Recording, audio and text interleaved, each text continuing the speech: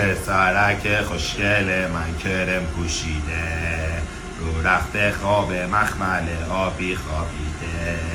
پسرک من اخماتو واکن، چشاتو ببند، قرقرم نکن.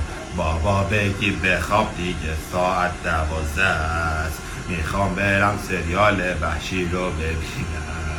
تو منو وحشی کردی به خدا قسم که باید برم جای جواد بازی کنم. من مامان تو من دیوونه شدیم، پاهای ماها انقدر تو رو تکونا دادیم فلج شدیم.